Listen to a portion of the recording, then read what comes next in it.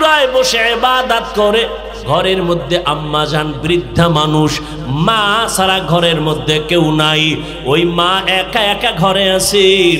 যুবক ছেলেটা ইবাদতের জন্য পাহাড়ের চূড়ায় চলে গেল। আম্মা জানেরা ও ভালো করে শুনেন, কেমন মায়ের কেমন সন্তান। যুবক পাহাড়ের চূড়ায় ইবাদত করে কিন্তু মায়ের কাছেও আসে না। বৃদ্ধা মা ঘরের মধ্যে বসে বসে ইবাদত করে, সংসারের মোটামুটি পরিচালনাও করে, কিন্তু মনের মধ্যে একটা অভাব। আমার ইবাদত করনেওয়ালা সন্তানের না দেখলে কলিজা ঠান্ডা হয় না। মা বাবা মধ্যে সন্তান লালন পালন করে, মা বাবা অবদান রাখে বেশি, মায়ের অবদান এত বেশি। সন্তানকে মা এতটা আদর দেয়, এতটা স্নেহ মমতা দেয়। মা সন্তানের নিয়ে এত কষ্ট সহ্য করে নেয়, এই কষ্টের 1000 ভাগের 1 ভাগ বাবা সহ্য করে নিতে পারে না। এই জন্য হাদিসে পাকে পয়গম্বর বাবার তুলনায় মায়ের সম্মানের কথা 3 বার বলেছি। মায়ের অধিকার আল্লাহ পাক বাড়ায় দিয়েছেন, নবীও বাড়ায় দিয়েছেন। ও নবীর আশিক, ও পর্দার আড়ালের আম্মা জানেরা, সন্তানের প্রতি মায়ের অবদান এত বেশি। মা সন্তানের নিয়ে এত কষ্ট করেন, খানা নাই ঘুম নাই, কত কষ্ট করে। ও নাজিরপুর এলাকার মুসলমানেরা, সন্তানেরা যত বড় কিছুই দাবি করো না কেন, মায়ের দোয়া ছাড়া কোনোদিন সম্ভব না। মায়ের চোখের পানির কারণে আজ আমি চেয়ারের মধ্যে বসেছি। মা বাবার দোয়া আর চোখের পানির কারণে তুমি আজ পরীক্ষায় ভালো নাম্বার পেয়েছো। মা বাবার চোখের পানি ছাড়া টাকা পয়সার মালিক হতে পারো নাই রে যুবক। মা বাবার চোখের পানি ছাড়া তুমি আর সম্মানের চেয়ারে বসতে পারো নাই। আজকে মানুষ তোমারে সম্মান করে, কত দোয়া করে, মা বাবার দোয়ার কারণে দাস তোমার এত সম্মান। আমার মায়ার নবীর জন্য মায়ের সম্মান অনেক বাড়ায় দিয়েছে। আমার মা এতটা কষ্ট করেছেন, দুনিয়াতে আমি আসার কষ্ট যে কত কঠিন। আম্মা জানের আওয়াজ ঘরের বাইরে যায় না, এলাকার কেউ আমার মায়ের গলার আওয়াজ শুনে নাই। কিন্তু আমি যেদিন দুনিয়াতে আসব, আমার আম্মা জান প্রসব বেদনায় পড়ে এতটাই চিৎকার দিয়ে কান্না করলেন, আমার আম্মা জানের কণ্ঠের আওয়াজ আমার ঘরের বাইরে কেউ শুনে নাই। কিন্তু আজ আমি দুনিয়াতে আসার ব্যথাটা এতটাই প্রচন্ড, মা অজান্তে চিৎকার দেয়। মায়ের চিৎকারের আওয়াজে পাশের বাড়ির মানুষগুলো রাতের বেলা ঘুমাইতে পারে না। এত চিৎকারের আওয়াজ আর কান্নার আওয়াজ। মা চিৎকার দিয়ে কয়, আজ আমি মনে হয় মরে যাব, আর বাঁচবো না। আমার দাদি, আমার নানি, আমার আম্মা জানের কাছে সহযোগিতার জন্য বসে আছেন। আম্মা জান এক পর্যায়ে বলে, ও আমার মা, ও শাশুড়ি, আমার থেকে চলে যাও, আমার স্বামীকে আমার কাছে এনে দাও।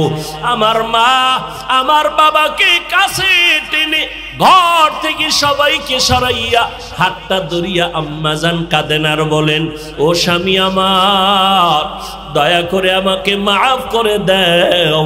তোমার ঘরে আসিয়া যেইভাবে খেদমত করা দরকার পারি নাই, আমি মরিয়া যাব। 7 আসমানের মতো বোঝা আমার মাথায় চেপে আসছে। সন্তান দুনিয়াতে আসার ব্যথাটা সহ্য করতে পারি না, এতটা প্রচন্ড আঘাত আমার কণ্ঠকে আমি সংবরণ করতে পারি না। ও স্বামী, আমি মরিয়া যাব। এই প্রসব বেদনায় কত নারীরা দুনিয়া থেকে চলে গেল, তুমি আমাকে মাফ করে দাও। বাবা চোখের পানি ছেড়ে বলে, বিবি ধৈর্য ধারণ করো, আল্লাহ সাহায্য করবেন। আমিও দোয়া করতেছি। এইভাবে মা তোমাকে আমাকে নিয়ে কত কষ্ট করেছেন। আম্মা জানের এই প্রসব বেদনার কষ্ট, সন্তান জীবনটা দিয়েও যদি মায়ের গোলামি করে, মায়ের কষ্ট ঋণ আদায় হবে না। ওই সন্তান ইবাদত করে পাহাড়ের চূড়ায়, কিন্তু আম্মা জানের কলিজার মধ্যে দুরহ পেরেশানি। সন্তানের না দেখলে ভালো লাগে না, সন্তান পাহাড়ে চলে গেল ইবাদত করার জন্য, কিন্তু আমি বৃদ্ধা মা সন্তানের একটু দেখব, কলিজা ঠান্ডা করব, এই সুযোগ আমার হলো না। মা মনে মনে চিন্তা করিয়া একদিন সিদ্ধান্ত নিল, আমি যেহেতু সন্তান আমার কাছে আসবে না, আমি একা একা যাইয়া আমি সন্তানকে একটু মোহাব্বতের ডাক দিয়া মোলাকাত করে ওর চেহারাটা দেখিয়া আমার কলিজা আমি ঠান্ডা করব। বৃদ্ধা মা চিন্তা করিয়া একদিন সকালবেলা সূর্য উদিত হলো, রোদের প্রখর তাপ, আম্মাজান সিদ্ধান্ত নিয়ে একা একা মহিলা মানুষ হেঁটে হেঁটে পাহাড়ের কিনারায় চলে গেলেন। যাইয়া এবার পাহাড়ের উপরে উঁচু জায়গা, ওই পাহাড়ের চূড়া এত উঁচু, সন্তান ওখানে ইবাদত করে। আম্মাজান হাতটা চোখের সামনে নিয়া এরপরে উপরের দিকে তাকাইয়া সন্তানের নাম ধরে ডাক দিছে, ও সন্তান একটু নিচে নেমে আসো, আমি তোমার একটু মোলাকাতের জন্য তোমার মা পাহাড়ের চূড়ার থেকে তোমাকে নিচে আসতে বলতেছি, তোমার চেহারাটা দেখবো, কলিজা ঠান্ডা করার জন্য। আমি ঘর থেকে রোদের প্রচন্ড তাপ, সূর্যের গরম, তারপরেও আমি মা তোমার মোহব্বতের বিরহের বেদনা সহ্য করতে পারি নাই, একটু দেখা দাও। সন্তানের মা এভাবে ডাকতেছেন বারবার।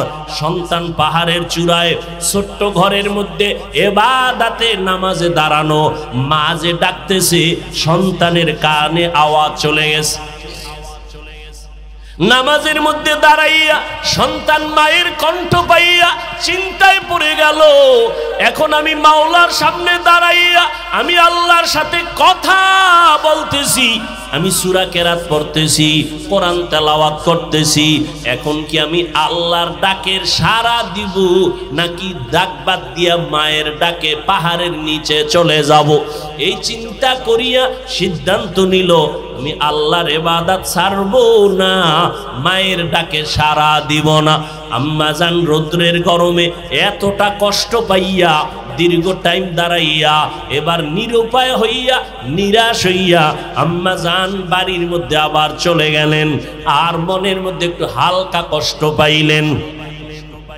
এরে সন্তানেরা, আল্লাহর কসম করে বলি, যতই বাহাদুরি করি না কেন, মা বাবার চোখের পানি আর দোয়া ছাড়া এই জায়গায় কোনোদিন বসতে পারি নাই। ও সন্তানেরা, কত মা জীবনভর কষ্ট করেছেন, কত বাবা অল্প টাকায় বেতন পাইয়া সংসার চালাইতেন, কত কষ্ট করে সন্তানের আমাদের মানুষ বানাইছেন। আব্বা জানের মাঝে মাঝে মনে চাইতো ইলিশ মাছ দিয়া খানা খাবে, কিন্তু ইলিশ মাছ কেনার মতো টাকা ছিল না। মনের দুঃখ নিয়েই আজ কবরে চলে গেলেন। আম্মা জানের মনে চাইতো আঙ্গুর বেদানা খাবে, কেনার মতো টাকা নাই, আম্মা জান খেতে পারে নাই। আজকে তুমি সন্তান ওই মা বাবাকে দাফন করে কবরে রাখিয়া তুমি আজ আরামে, কত আরামে খাও আর ঘুমাও। তোমার ফ্রিজে ফলের অভাব নাই, মাছের অভাব নাই, তোমার ফ্রিজে ভরা মাছ, তোমার ঘরের মধ্যে ফল ভরা, কিন্তু কি লাভ হবে? যেই মা বাবা ফল খাওয়ার আফসোস করলেন, মাছ খাওয়ার আশা করেছিলেন, আজকে তারা সাদা কাপনের প্যাকেট হয়ে কবরে পড়ে আছি। ওই মা বাবার জন্য একটু কি চোখের পানি ছেড়ে দোয়া করতে পারো নাই রে যুবক? যেই মা বাবা তোমার আমার জন্য এত চোখের পানি ফেললেন, যেই মা বাবা তোমার আমার জন্য এত কষ্ট করলেন, জীবন ভর তুমি আমি যদি মা বাবার গোলাম হয়ে কাজ করি, ঋণ আদায় করা যাবে না। জীবনের মূল কষ্ট মায়ের প্রসব বেদনা,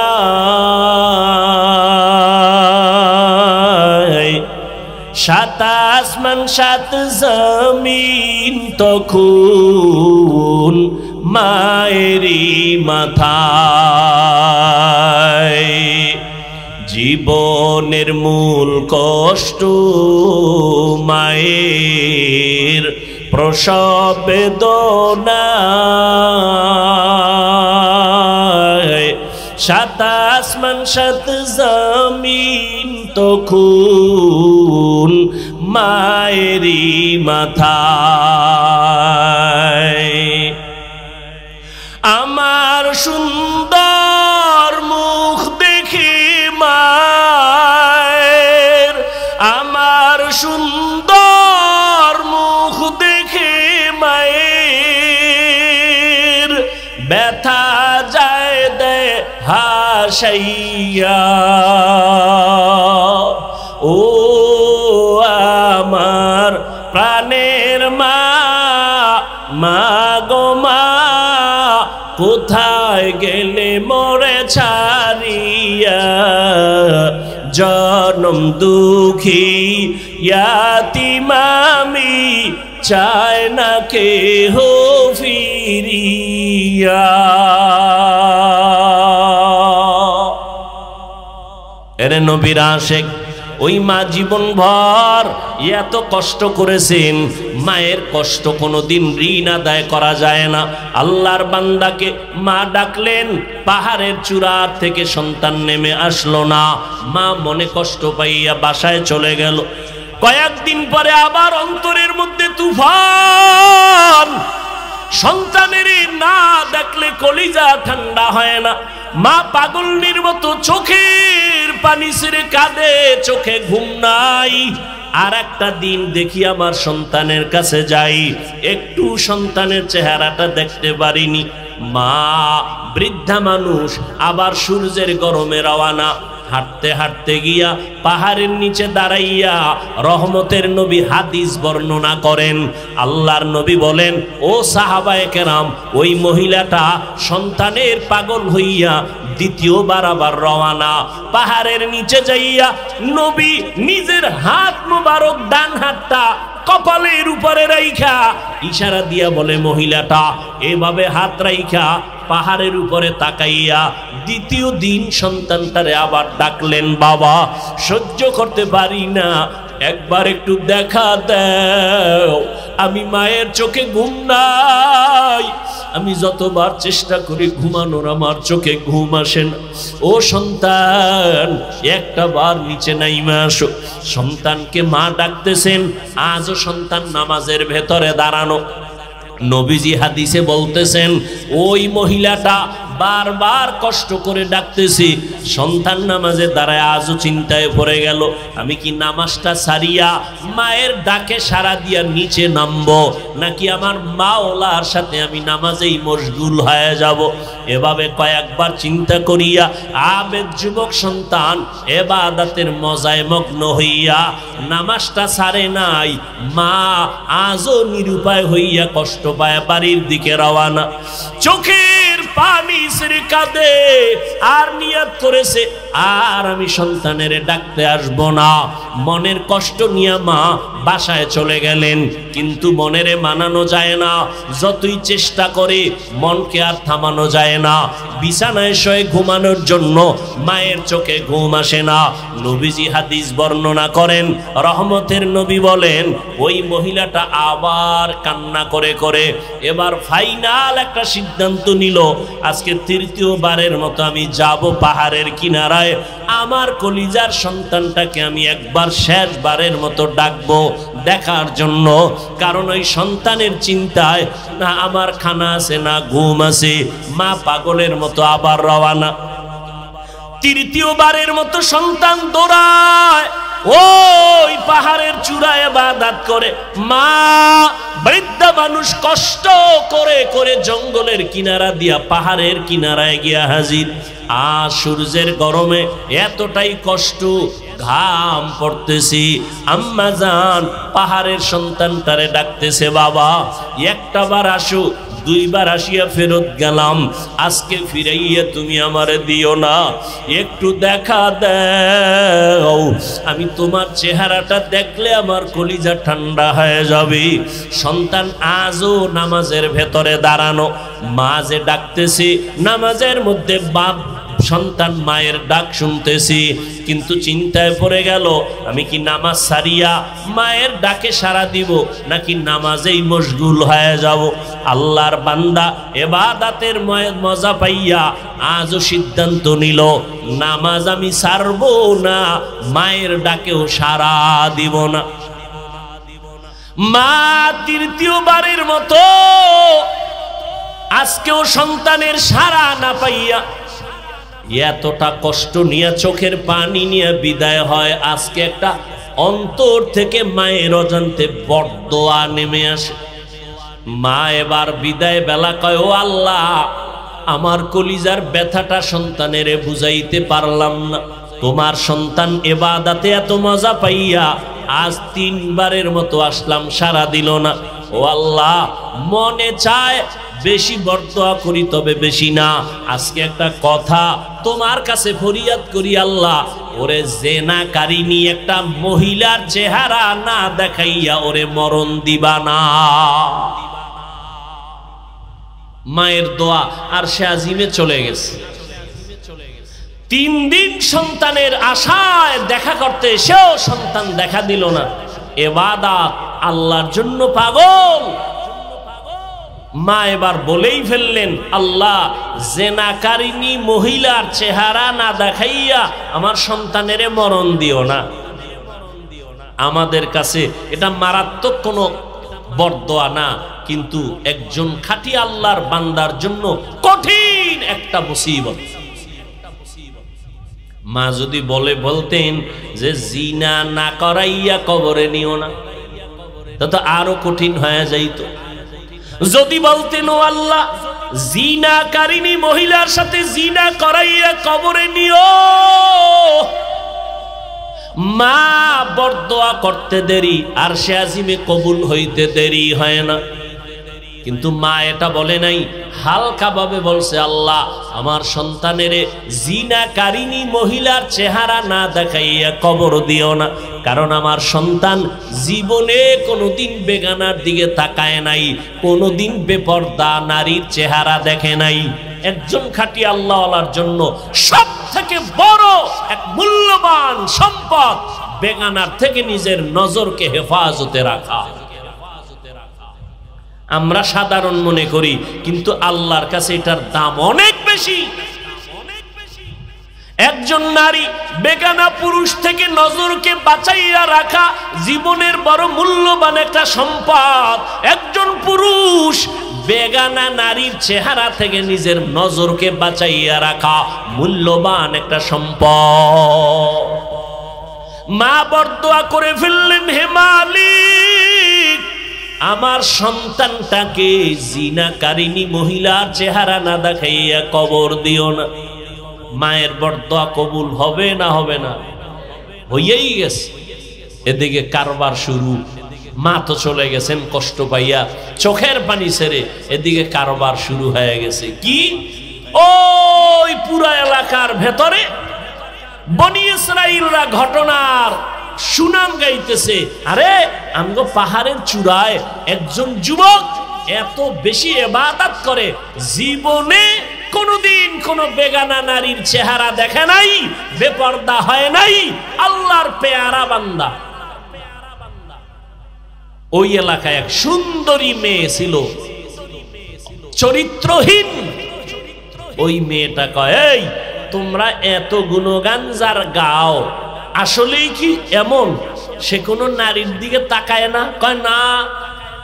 তাহলে আমি চ্যালেঞ্জ দিলাম, আমার চেহারা দেখলে সে না তাকাইয়া পারবে না। মহিলা চ্যালেঞ্জ দিল। চ্যালেঞ্জ দিয়া মহিলা ঠিকানা নিয়ে চলে গেল পাহাড়ের চূড়ায়। ওই জিনাকারিনী মহিলাটা পাহাড়ের চূড়ায় চলে গেল। গিয়া দেখে যুবক নামাজে দাঁড়ানো, ভাঙা একটা ঝুপড়ি পাহাড়ের চূড়ায়। মেয়েটা গিয়া নামাজের সামনে দাঁড়াইলো। যত অপচেষ্টা করলো, কোনোভাবেই ওই যুবক, ইবাদত করনেওয়ালা যুবকের নজর ওই মেয়েটার দিকে নিতে পারলো না। মহিলাটা ব্যর্থ হইয়া মনের দুঃখ নিয়ে পাহাড়ের নিচে নেমে এসে একটা ষড়যন্ত্র করলো। মায়ের বরদোয়া চলতেছে, কষ্ট হইতেছে আপনাদের? হ্যাঁ, মায়ের বরদোয়া চলতেছে। ওই মহিলা যুবক ইবাদতকারী বান্দার নজরকে কাড়িয়া নিতে না পারায় ষড়যন্ত্র শুরু করলো। নিচে নেমে চলে গেল। পাহাড়ের পাশে একটা চেটিয়াল ময়দান, খোলা ময়দান, বকরি চড়ায় এক রাখাল। ওই রাখালের কাছে চলে গেল, গিয়া রাখালের সাথে জিনা করলো। ওই রাখালের জিনা করার মাধ্যমে পেটে একটা সন্তান আসলো, অবৈধ সন্তান। এই সন্তানটা দুনিয়াতে যখন ভূমিষ্ঠ হয়ে গেল, এই নারীটা এত বড় খারাপ একটা নারী, দুনিয়ার পুরুষগুলোকে ধ্বংস করার জন্য যত লাইনে ষড়যন্ত্র আছে, এর মধ্যে বড় একটা ষড়যন্ত্র বেপরদা নারী। এই নারীটা জিনা করছে কার সাথে বলেন? সন্তান দুনিয়াতে আসছে, এখন সন্তানেরে কোলে নিয়া এলাকায় ঘুরে আর এই প্রশংসাকারীরা, তোমরা যে ইবাদত গুজার বান্দার এত সুনাম গাইলা, তোমার ওই ইবাদত গুজার বান্দা আমার সাথে জিনা করছে, ওই জিনার কারণে এই যে সন্তান। কঠিন এক ষড়যন্ত্র না? জিনা করেছে রাখালের সাথে, কিন্তু মহিলা এলাকায় ঘুরে ঘুরে বলতেছে এই জিনা করেছে তোমাদের ইবাদত করনেওয়ালা। এই কথা শুই না যখন এলাকাবাসীর মনে একটা দুঃখ, যারে এত মোহাব্বত করি ভালো জানি তার হালাত এমন কেন। এরা লাঠি সোটা নিয়া পাহাড়ের চূড়ায় গেল। চূড়ায় যাইয়া ওই ইবাদত করনেওয়ালা যুবকের খানকা ঘর ভেঙ্গে দিল। এরপরে এক পর্যায়ে তার গায়ের মধ্যে হাত দেওয়ার যখন সামনে আগাইল, যুবক চোখের পানি ছেড়ে বলে তোমরা এমন কেন করো? বলে আমরা শুনলাম তুমি নাকি এই এলাকার এক মহিলা, তার সাথে জিনা করেছো। বলে আল্লাহর কসম আমি কখনো জিনা করি নাই। বলে ওই মহিলার পেটের বাচ্চা কোলে আসছে, মহিলা বলতেছে ওই বাচ্চা নাকি তোমার জেনার বাচ্চা। এবার বলে আল্লাহর বান্দা বলে মহিলাকে বাচ্চা সহ আমার কাছে হাজির করো। মহিলা যদি বলতে পারে যত বিচার হবে আমি বিচার মেনে নিব। লোকেরা চলে গেল, ওই জেনাকারিনী মহিলাকে বাচ্চা সহ তার সামনে হাজির। মায়ের বরদোয়া ছিল, ও আল্লাহ আমার সন্তানটাকে জেনাকারিনীর চেহারা না দেখাইয়া কবর দিবা না। সন্তানটা নিয়ে যখন হাজির হয়ে গেল, এলাকার হাজারো মানুষ সেখানে হাজির। যুবক ওই ইবাদতখানায় 2 রাকাত নামাজ পড়ে মাওলার কাছে কান্না শুরু করলো আর বলে ও মালিক দয়া করে আমাকে মাফ করে দাও। আজ আমার উপর একটা মিথ্যা অপবাদ চলে আসছে, তুমি ছাড়া আমার আপন কেউ নাই। আমার মনে হয় মায়ের সাথে কোনো না কোনো উপায় একটু কষ্ট দিয়েছি, তুমি বুঝি বেজার হয়ে গেছো, তুমি আমাকে উদ্ধার করো, বাঁচায়া দাও। এমন ভাবে কান্না করে ইবাদত করনেওয়ালা যুবক আল্লাহর কাছে দোয়া করে এবার নিচের দিকে নামলো। জেনাকারিনী মহিলাটা বাচ্চা নিয়ে হাজির হলো, হাজারো মানুষ, এলাকার মানুষ হাজির। এইবার মহিলা বলে, জিনাকারিনী মহিলা আল্লাহর বান্দার দিকে নজর করে বলে তুমি আমার সাথে জিনা করেছো। বলে তাই নাকি? মিথ্যা কথা বলো। কয় না, এই বাচ্চাটা তোমার আমার জেনার কারণে হয়েছে। আল্লাহর বান্দা ওই মহিলার দিকে তাকাইয়া বলে বাচ্চাটা আমার কোলের মধ্যে দাও। আল্লাহর ইবাদত করনেওয়ালা বান্দা বাচ্চাটারে কোলের মধ্যে নিয়া আল্লাহর দিকে তাকায় বলে আল্লাহ তুমি কুদরতের ফয়সালা দাও। এই কথা বইলা দুধের বাচ্চাটারে ডাক দিয়া কয় বাচ্চা তুমি বলো জবান খুইলা তোমার বাবাকে। আল্লাহ কুদরতের দ্বারা বাচ্চাটার জবান খুলে দিয়েছে। বাচ্চাটা ডাক দিয়া বলে আমার বাবা হলো পার্শ্বে বকরির রাখাল। হাসে বকরির রাখাল হলো আমার বাবা। আল্লাহ তাআলা যুবকের কুদরতি ভাবে বাঁচাইয়া দিয়েছেন। যুবকের সম্মান এলাকার মানুষ নষ্ট করতে চাইলো, পারলো না। ওই জেনাকারিনী নারী চাইলো, নষ্ট করতে পারলো না। আল্লাহ যাকে হেফাজত করবেন, দুনিয়ার হাজারো ষড়যন্ত্রকারীরা কোনোদিন তার সম্মান নষ্ট করতে পারবে না। বরং কেউ যদি অপবাদের তুলনায় ষড়যন্ত্র করে, আল্লাহ ওদের ধ্বংস করবেন, আল্লাহর প্রিয় বান্দাকে হেফাজত করবে। বিপদটা আইলো কেন? এটা একটা বিপদ না? কেন আসছে বলেন? এই জন্য নবী বলেন দুইটা অপরাধ আছে দুনিয়ায়। একটা হলো জুলুম, এই জুলুম করলে শাস্তি হবে দুনিয়ায় মরার আগে। আর একটা অপরাধ হলো মা বাবার সাথে বেয়াদবি। মা বাবার সাথে যদি বেয়াদবি করো, এর শাস্তিটাও দুনিয়াতে চলে আসবে। ও এলাকার মুসলমানেরা, ও বৃদ্ধ বাবাজিরা, ও পর্দার আড়ালের আম্মা জানেরা, ও যুবকেরা, কয়দিন আর দুনিয়াতে বাঁচবারে বাবা? ওই মা বাবার দোয়া নিয়ে সামনে আগাও, আল্লাহর কাছে তওবা করো। রমজান পাইয়াও নামাজ ঠিক মতো পড়তে পারলা না রে বাবা। আজকে তাকায়া দেখো, আমরা যে এত কষ্ট করে বয়ান করি, সারা দেশে দৌড়াই 12 মাস, আমরা তো এই কথা বলি না টুপি মাথায় না দিলে জাহান্নামে যাইবা, স্কুল কলেজে পড়লে জাহান্নামে যাইবা, একবারও বলি না তাবলিগে না গেলে জাহান্নামে যাইবা, বলি না। আমরা বলি বাবা স্কুলে পড়ো, কলেজে পড়ো, ভার্সিটিতে পড়ো, লেখাপড়া করো, ডাক্তার হও, ইঞ্জিনিয়ার হও, ইসলাম বাধা দেয় না।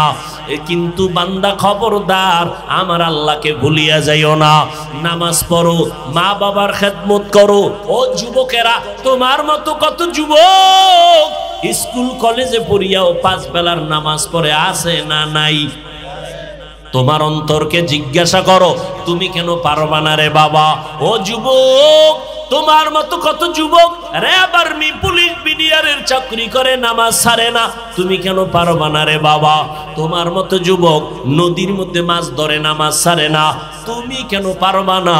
আল্লাহর ভয় অন্তরে জমা করে নাও।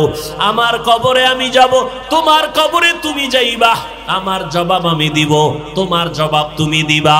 কিন্তু খবরদার, আমি বুঝায় গেলাম পায়ে ধরিয়া, আল্লাহর মোহাব্বত নিয়ে যাও। কোন পীর তোমার কবরে গিয়া সহযোগিতা করবে না, কোন বক্তা, কোন মাওলানা গিয়া সহযোগিতা করবে না। সাদা কাফনের 3টা সাদা কাফনের প্যাকেট হয়ে কবরে একা পড়ে থাকতে হবে। ও যুবক বাবারা, তোমার মতো যুবক তাকায় দেখো, স্কুল কলেজে পড়ে, চাকরি করে, ব্যবসা করে, নামাজ ছাড়ে না। ও আল্লাহর বান্দা মুরব্বীরা, আপনাদের মতো কত পুরা মানুষ লাঠি হাতে নিয়া আল্লাহর ঘর মসজিদে গিয়া 5 বেলার নামাজ পড়ি, আপনারা বুড়া হইয়া কেন পারেন না? আল্লাহর কাছে কি জবাব দিবেন চিন্তা করেন। ও পর্দার আড়ালের আম্মা জানেরা, আপনারা নবীর স্ত্রী আয়েশা রাদিয়াল্লাহু তাআলা আনহার মতো দামি নারী, ফাতেমা রাদিয়াল্লাহু আনহার মতো দামি নারী, এর আম্মা জান, আপনারা ইসমাইল নবীর মা হাজেরা আলাইহিস সালামের মতো দামি নারী, এরে আম্মা জান, আপনারা ঈসা নবীর মা মারিয়াম আলাইহিস সালামের মতো দামি নারী। এই দুনিয়াতে এক বড় বেঈমানের নাম আমি বয়ানের শুরুতেই বলেছিলাম, নাম ফেরাউন। ওই ফেরাউনের ঘর এত বড় বেঈমান ফেরাউন, তার ঘরে স্ত্রীর নাম জানেননি? নাম কি? আসিয়া। ও পর্দার আড়ালের আম্মা জানেরা, এত বড় বেঈমান ফেরাউন, কোরআন শরীফে যার নাম আসছে, এত বড় বেঈমানের ঘরে তার আপন স্ত্রী আসিয়া এত বড় দামি নারী হয়ে গেল। আল্লাহর নবী বলেন, কিয়ামতের ময়দানে জান্নাতের ভেতরে আমি নবীর সাথে আসিয়ার সাথে বিবাহের বন্ধন হয়ে যাবে। ফেরাউনের ঘরে থাইকে আসিয়া এমন আল্লাহ পাকের পেয়ারা বান্দি হয়ে গেলেন। একদিন ফেরাউন দাঁড়ানো, আসিয়ার হাতের থেকে যেন কি পড়ে গেল। আসিয়া অজান্তে আল্লাহর নাম জবানে বলল। ফেরাউন ডাক দিয়া কয়, আসিয়া তুমি কার নাম বললা? এইবার আসিয়া ভয় পেয়ে গেল। আমি গোপনে আল্লাহরে ডাকি, ফেরাউন জানে না, আজকে অজান্তে জেনে ফেললো। যখন জেনেই ফেলেছে এখন আর গোপন করে লাভ নাই। আল্লাহর বান্দি আসিয়া কয়, ও ফেরাউন, তুমি আমার স্বামী হতে পারো, তুমি আমার খোদা না। মিশরের সবাই তোমারে খোদা মানে, আমি আমার আল্লাহ একজনকেই মানি। বলে কারে মানো? মুসা নবী যে আল্লাহকে মানে, আমি আসিয়াও সে আল্লাহকে মানি। এইবার ফেরাউন বলে, এটা কেমন কথা? বলে এটাই আসল কথা। এইবার ফেরাউন বলে, আসিয়া আমাকে খোদা মানতে হবে। আসিয়া ডাক দিয়া কয়, আমি যারে অন্তর দিয়া মোহাব্বত করি, মালিকেরে আর ভুলবো না। তোমারে যিনি বানাইছেন তিনি আমার আল্লাহ, ওই আল্লাহর নাম আমার জবান থেকে আর ছাড়বো না। এবার ফেরাউন বলে, রে আসিয়া, আল্লাহর নাম বন্ধ করো। আসিয়া ডাক দিয়া কয়, জীবনটাও যদি দেওয়া লাগে দিয়া দিব, তারপর আমি আমার মালিকেরে ভুলবো না। ফেরাউন এইবার দীর্ঘ টাইম অনেক বুঝানোর পরে ব্যর্থ হইয়া আসিয়াকে বলে, আসিয়া রেডি হও, তোমাকে শুলিবিদ্ধ করব, ফাঁসিতে ঝুলাইয়া দিব। আসিয়া বলে, ভয় দেখায় লাভ নাই, আমি ফাঁসির মঞ্চেও যাইতে রাজি, আল্লাহকে ভুলতে রাজি না। আসিয়াকে যখন এই সুসংবাদ দিয়া কঠিন ভাবে এলান করলো, হাজারো লাখো মানুষ মিশরের জমিনে হাজির হয়ে গেল। ফেরাউন খোদার স্ত্রীকে ফাঁসি দেওয়া হবে, শুলিবিদ্ধ করা হবে, ফাঁসির মঞ্চ রেডি হয়ে গেল। আসিয়া চোখের পানি ছেড়ে কান্না করে আর বলে, হে মালিক, যত বড় মুসিবত আসুক না কেন, আমি যেন তোমাকে ভুলিয়া না যাই, ধৈর্য হারা হইয়া না যাই। হঠাৎ করে আসিয়া কান্নার মধ্যে দেখে মুসা নবী রাস্তা দিয়ে হাঁটিয়া যায়। আসিয়া ডাক দিয়া কয়, ও নবী মুসা, আপনি জানেননি আমার উপরে কেমন বিপদ চলে? কয় জানি। বলে, জানলে একটু বলবেননি? আপনি তো মাঝে মাঝে আল্লাহর সাথে কথা বলেন। বলে, হ্যাঁ বলি। বলে, আমার এখন ফাঁসির মঞ্চ রেডি, আপনি একটু আমাকে সংবাদ দেন, আমার আল্লাহ এই মুহূর্তে আমার উপরে রাজি নাকি বেজার? মুসা নবী ডাক দিয়া কয়, রে আসিয়া, কোনো পেরেশানি করবা না, আল্লাহ তোমার উপরে এই মুহূর্তে অনেক খুশি, তুমি ধৈর্য ধারণ করো। আসিয়া এই কথা শুনিয়া আসমানের দিকে তাকাইয়া বলে, হে মালিক,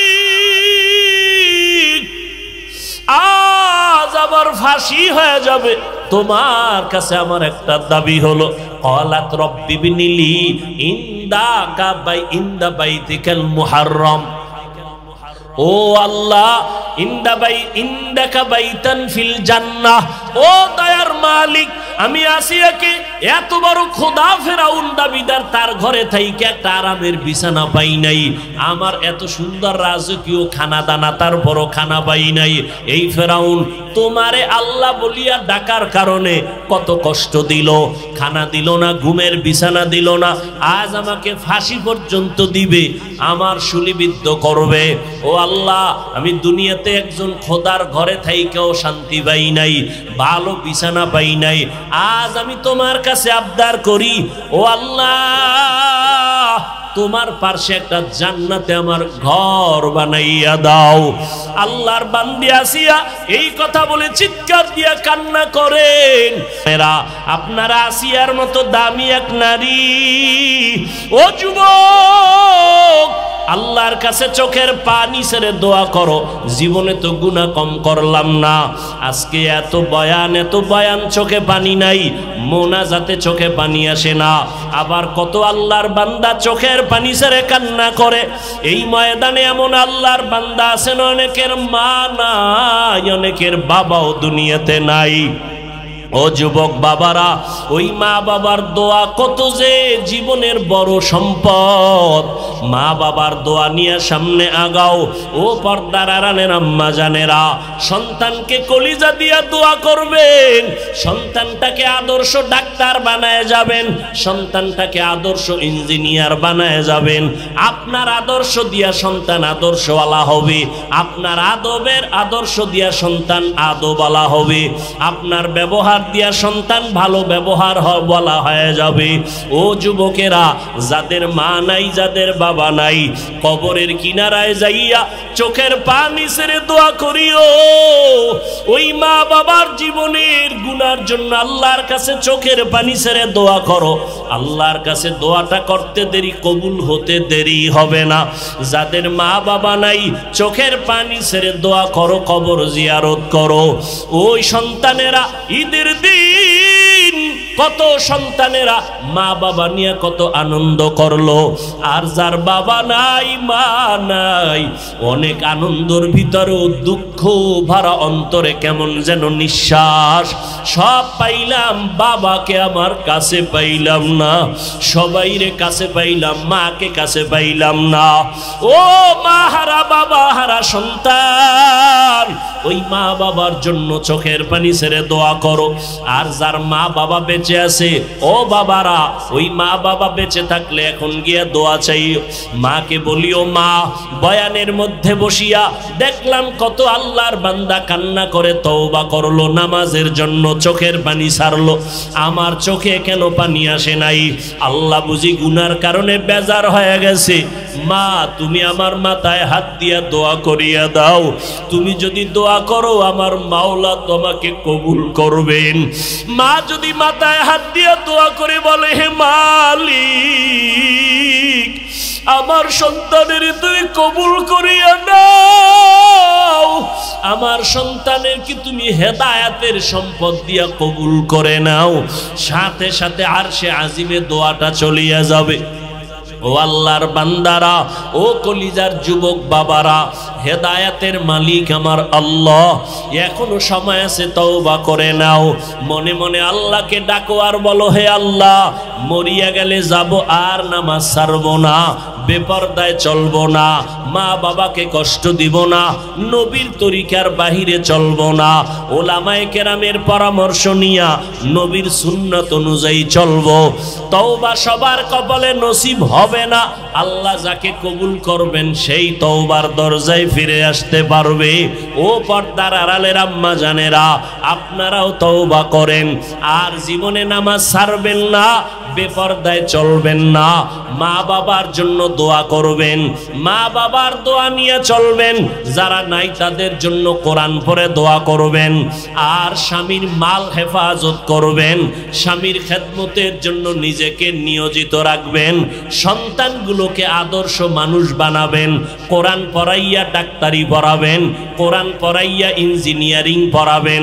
আল্লাহর মোহাব্বত নিয়ে যদি পড়াইতে পারেন, দুনিয়া থেকে বিদায়ের পর এই সন্তান ডাক্তার হইয়াও আপনার জন্য দোয়া করতে ভুলবে না, এই সন্তান ইঞ্জিনিয়ার হইয়াও আপনার জন্য দোয়া করতে ভুলবে না।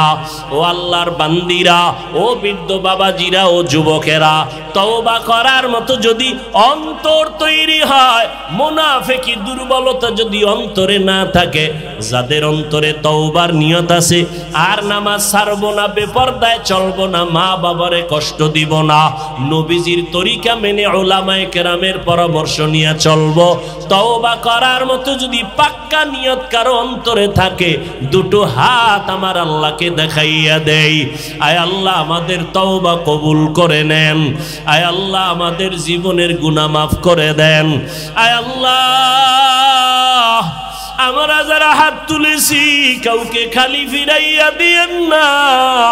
মেহেরবানি করে মরণ পর্যন্ত তওবার উপরে মজবুত হইয়া চলার তৌফিক দান করেন, আমিন। আলহামদুলিল্লাহি রাব্বিল আলামিন, ওয়াসসালাতু ওয়াসসালামু আলা সাইয়্যিদিল আমবিয়াই ওয়াল মুরসালিন ওয়া আলা আলিহি ওয়া আসহাবিহি আজমাইন। ইয়া আরহামার রাহিমিন, ইয়া আরহামার রাহিমিন, ইয়া আরহামার রাহিমিন, রব্বিরহামহুমা কামা রব্বায়ানি সগীরা। আল্লাহুম্মা ইন্নাকা আফুউন কারীম তুহিব্বুল আফওয়া ফা'ফু আন্না। আল্লাহুম্মা ইন্না নাসআলুকা রিযাকা ওয়াল জান্নাহ ওয়া নাউযু বিকা মিন সাখাতিকা ওয়ান নার। আল্লাহুম্মা ইন্না নাউযু বিকা মিনাল বারাসি ওয়াল জুনুনি ওয়াল জুযামি ওয়া সাইয়্যিল আসকাম। ও দয়ার মালিক, গভীর রজনীতে আমরা গুনার বোঝা নিয়ে আপনার দরওয়াজায় হাজির হয়েছি।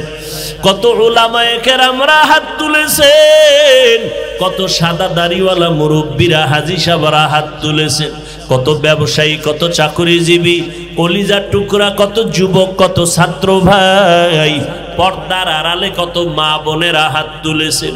আয় আল্লাহ, আমরা সবাই গুনাহগার, জাহান্নামের আসামি।